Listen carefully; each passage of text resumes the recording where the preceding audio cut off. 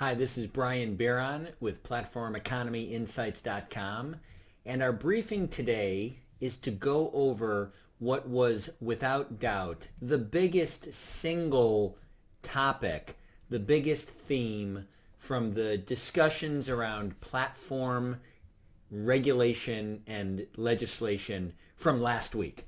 And that is the topic of content moderation by platforms, especially the largest communications platforms when it comes to political speech. It was the biggest topic last week because we had a number of big stories that are worth revisiting right now and trying to provide some context as to what's really happening when it comes to political speech and the practices in particular of the largest platforms. And so those platforms would be especially related to last week's news, Facebook, Twitter, and interestingly enough, TikTok, the social media video app platform that is Chinese owned. So the big stories from last week were Facebook in particular dominating the news, both with their reaction to refuse to block political ads and apply their otherwise normal fact-checking mechanism to those ads. So they apparently have a fact-check mechanism that they use for ads. I think it was developed for topics like various kinds of health claims, the noted anti-vaxxer movement, but they apply a fact-check system to ads. But they announced last week that they would not be running political ads, at least in the United States, through that system. Now this decision, this announcement, which came forward in the context of an ad that the Trump campaign was running related to former Vice President Biden and the activities of him and his son in the Ukraine. You've probably heard a bit about this. They announced that they would not be applying their fact-checking mechanism to political ads that came from candidates. And they had a number of reasons why they explained this in a pretty extensive blog post, and they said that that's a policy that they've been that they've been following for over a year. Shortly thereafter, with immense criticism coming to them, in particular from progressives and Democrats, Mark Zuckerberg, their CEO, came to Washington and gave an address on the topic of censorship, free speech, Facebook, and how they would deal in particular with public policy type political speech. So that was one big news item. You also had last week the issue of Twitter and the call by some, in particular, it became a big story when Senator Kamala Harris in the Democratic presidential debate that occurred called on Twitter, or again called on Twitter, to ban President Trump from Twitter. Now, President Trump has 60 million or so followers. Needless to say, there was a political aspect to this call, but that also created a very vigorous news cycle about whether or not politicians would be essentially treated the same way all other Twitter users are treated by the platform in terms of having their speech moderated by Twitter. And what Twitter basically said was that they have rules, but that when it comes to political leaders and political parties and candidates, that they were reticent to apply exactly the same treatment to those people, clearly stating that they believed that there was a difference when it came to political speech by candidates, office holders, and political parties. And then the third topic that I think is worth noting in the context of censorship, content moderation, and politics is the emerging controversy over how potentially TikTok, the Chinese-owned app, which has more users globally than any other Chinese internet or phone app service, how that social media video-oriented platform handles content moderation, in particular in the context of issues that the Chinese government is very sensitive about. So TikTok is owned by the company ByteDance. ByteDance is a Beijing-based Chinese-owned internet and app business. It has its biggest business is inside China, dealing with an app and which is very similar itself to TikTok. TikTok has gained hundreds of millions of users globally, including, I've heard the number, 60 to 100 million users in the United States. I believe in 2018 it was like the #1 downloaded app. Well, how TikTok handles content, moderates content on topics that are sensitive inside China for the Chinese government is itself getting major attention. This has come forward both in terms of reviews of the actual activity going on TikTok, where there seems to be much less coverage, much less user content that involves, for example, the situation in Hong Kong. It's apparent to the world how sensitive the Chinese government is about Hong Kong. If nothing else, other big news related to, for example, the trouble, the difficulties that the National Basketball Association has gotten itself into, both from an executive of the Houston Rockets basketball team retweeting a comment that exhibited support for the democracy movement inside Hong Kong, and the massive reaction from the Chinese government and Chinese businesses, the sort of overwhelming reaction on the Chinese internet side, criticizing the Rockets and that executive and the NBA. But the almost invisible nature of that topic on TikTok outside of China, but also the fact that the Guardian newspaper in the UK released what they said was leaked documents related to how TikTok handled content moderation inside the company. TikTok did not deny that those leaked documents were real. What they said in a statement was that those were outdated, early sort of versions. TikTok itself as a service and a business is not very old. And they said that that was out of date, an earlier way that they handled the topic.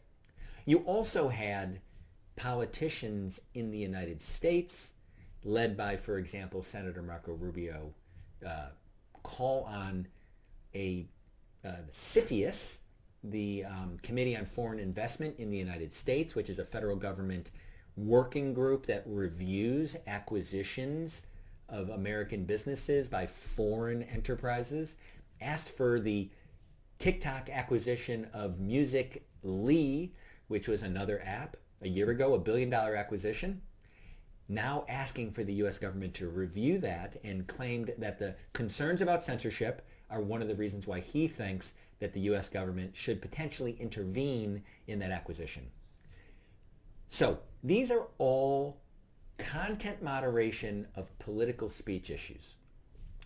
What is worth thinking about where you are? What does this really mean, and where's it going?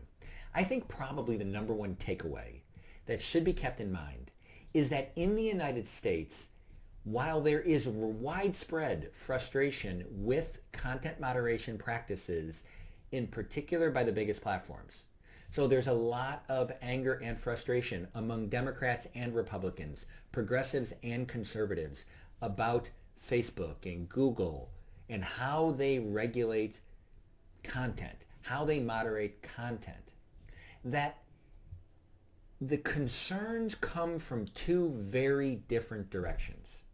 What we're seeing over and over is that from the left, from the progressive side, from the Democrat activist side, that content moderation frustration tends to mean that the platforms are not doing enough to moderate content that progressives believe is false, fake, and or discriminatory hate speech.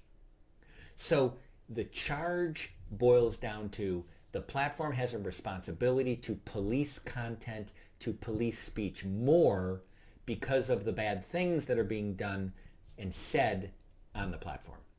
Now, while there is a lot of frustration among conservatives also about content moderation practices, they're actually coming from the opposite direction.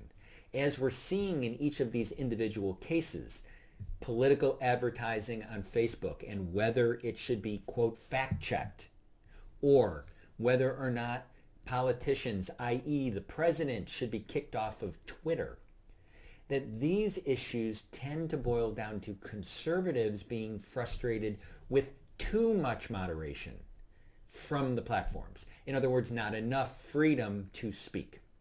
And so when Mark Zuckerberg, Facebook's CEO, gave his lengthy speech about how Facebook was going to essentially err on the side of freedom of speech in political contexts, especially in the United States, but I think globally, you had progressives very angry and upset, claiming that Facebook was not doing enough to stop hateful and or untrue speech. And you had conservatives, by and large, actually defending the Facebook position, and if anything, being concerned that the platforms are bending too much to silence speech that some people don't like. With Twitter, for example, and the issue of whether or not Twitter would be banning the president or other political leaders for their speech, ironically, progressives hammered Twitter for not doing enough and not applying the same rules to the president or other elected officials that they apply to people. You actually had conservatives, while saying it was the right decision to not ban the president, you had the same conservative, the most conservative voices continuing to sound the alarm that Twitter is actually doing things to undermine the ability of conservatives to use that platform. So you had progressives saying that Twitter wasn't doing enough to stop bad speech, and you had conservatives arguing that Twitter was still doing too much to ban and undermine the ability to get conservative speech out. Where does this all come from, by the way? We're talking here about the latest front in a fight that goes back literally decades. I mean, you almost need to go back and study your history of media and communications and political speech decades and decades and decades going back to an era when, and I'm old enough, as you can tell, as an old bald guy, I go back far enough to remember when the United States had really 4 networks, one of which was public broadcasting, and 3 big TV networks, as well as just a few major newspapers, the New York Times in particular, the Times and the Washington Post, maybe the Wall Street Journal, really drove media. They were the bastions of communications and media, especially when it came to news and commentary and politics. And that's a world that is obviously dramatically changed. And it has changed over decades. And it's changed in part because there was a belief, and there still is a belief, especially among conservative thinkers and people who believe that that world of the elite media and elite political commentary was very narrow in its ideological worldview.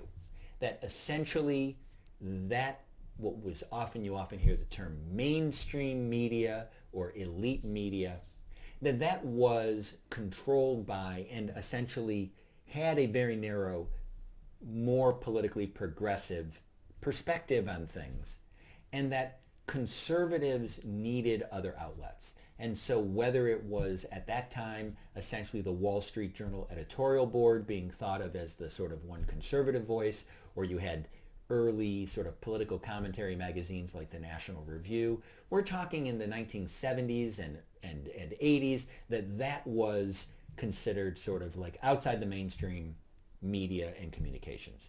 And then it evolved through talk radio and then cable television and the emergence of Fox cable television news pushing back on what was seen as, again, the relative ideological straitjacket of CNN and things. We're talking decades and decades. I won't go through it all here, but what I will say is that the desire among one side of the political debate to believe that there needed to be more ability for outside the mainstream views to be talked about and to be part of the debate goes back decades.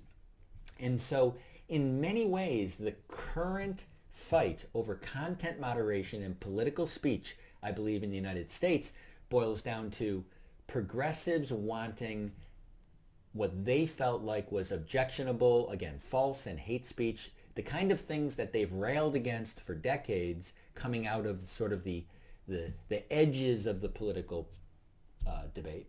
They want that to be restricted by the platforms, while conservatives tend to believe that if they are, quote, moderated, if they face fact-checking by the traditional media, for example, that they will be penalized because their messages and their ideas are considered to be outside the mainstream, outside the norm, and they will be silenced.